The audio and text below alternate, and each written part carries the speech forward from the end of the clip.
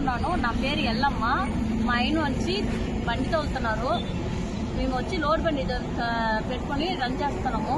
మేము వచ్చి హైదరాబాద్కి అప్పుడప్పుడు లోడుకు పోతాము. లోడుకు పోయేప్పుడు 28వ తేదీ పొద్దున్న 3 గంటల నుంచి 4 గంటల లోప బస్సు వచ్చేలాక కంట్రోల్ లేకుండా కారు మీద గుద్దేలాక ఆడికొచ్చి ఆడ బండి నిలబడి పోలీసు వాళ్ళకి ఫోన్ చేశారు.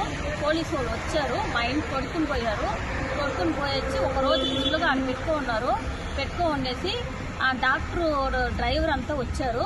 వచ్చి మేమంతా కేసును మేము కట్టలేదు, సిఎస్ఎఫ్ కాపీ మటన్ మాకు ఇచ్చేయండి, మేము నీకు ఏం చేయము పోవచ్చు అనేసాక సరే ఏం కేసు లేదనేసి మా సెల్లు మా ఫోన్ అన్నీ మాకు ఇచ్చేశారు. ఇచ్చేదాకా బండి ఎత్తుకుని పోతామనేసి హైదరాబాద్కి బయలుదేరాము.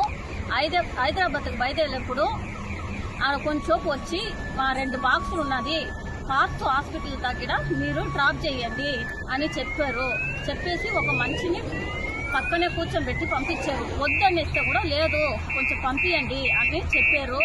సరే మేము వచ్చేటాక కొంచెం నగిరికి వెళ్ళంచి వచ్చేటప్పుడు ఫాస్ట్ హాస్పిటల్ కాడ నిలబడి మమ్మల్ని కొట్టారు. మా ఆయన్ని కొట్టి లాక్కొని హాస్పిటల్ కింద ఒక రూమ్లో వేసి బాగా కొట్టి నేను ప్రాణంతో వదలను, నువ్వు ఏం చేసుకుంటావో చేసుకో అని భయం పెట్టారు. మా ఆయనకి భయం వచ్చి ఆడ చిన్న స్క్రూ డ్రైవర్ ఎంతో పెట్టుకొని ఆ డోర్ని ఓపెన్ చేసి ఆడించి తప్పించుకొని వచ్చి నాకు ఫోన్ చేసి ఆడించి వచ్చే బండి డ్రైవర్ గడ బతిమాలి ఇది మరి అయ్యింది చెప్పి చెన్నైకి వచ్చేటాక చెన్నై నుంచి మా బంధువులు గడ మాట్లాడి ఆడించి ఈడొచ్చి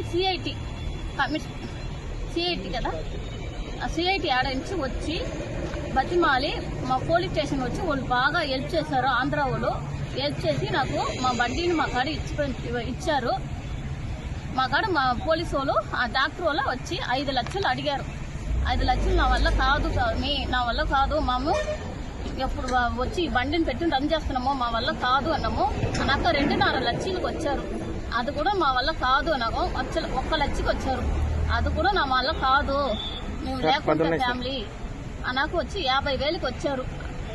మీరే కూడా ఆ బండిని పెట్టుకోండి, మా కాడ 1 రూపాయి కూడా లేదు, మేము లేకుండా ఉన్నాము అన్నాము. నాకు వచ్చి మాట్లాడి కాన్ఫరెన్స్ అయ్యి బండిని వచ్చి నాకు మా సిఆర్టీ గ్రూప్ వచ్చి నాకు బండి నాకు అప్పు చెప్పారు.